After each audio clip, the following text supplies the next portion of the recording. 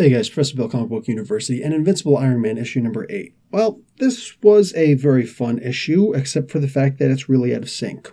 Riri shows up after the bombing that Von Bartis orchestrated over in the Smithsonian, and Agent Carter's still in there. There's a really stupid scene with Nick Fury Jr. outside pointing a pistol of some sort at Riri, who shows up in her innocence, which I get. And he's like, take off the armor now. He's like, do I have to count for you? Take it off now. It's like, dude, just stop. You make me not want to read your comic book. I mean, is that really what you're trying to do? Make me not want to read your comic book?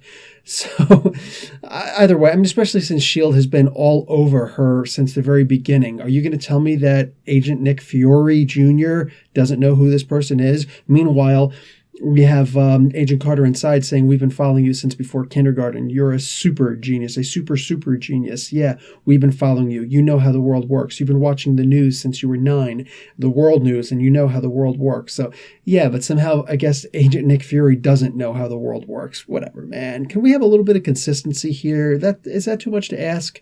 Now, aside from me thinking too deeply into and trying to read too deeply into this comic, the comic itself is actually really good. The story is good. We get to see more about Riri growing up, more about her hopes and her aspirations, a meeting with her teacher, a meeting with her old friend from back in issue number 1.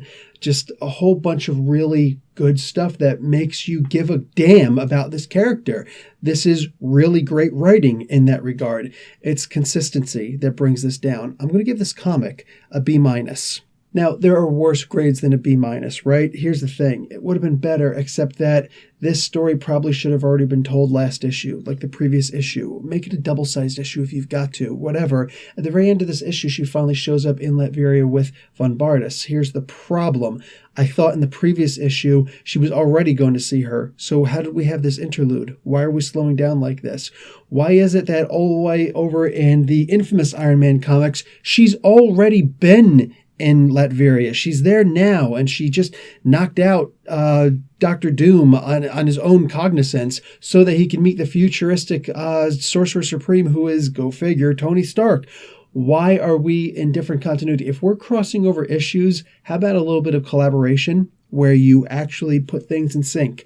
Because right now, I'm reading this comic thinking I'm going to get more on the story, and I don't. I absolutely don't. Literally, here's a crossover comic where now I don't have any continuity, any continuation of the story, and I have to wait until the next comic comes out for something of that effect. And just, yeah. I'm going to call this a really good story where the ball was dropped in a very strange way. All right, like dropped down a curb and it slants off like a slinky. Anyway, guys, nonetheless, Professor Bell, Comic Book University. Class dismissed.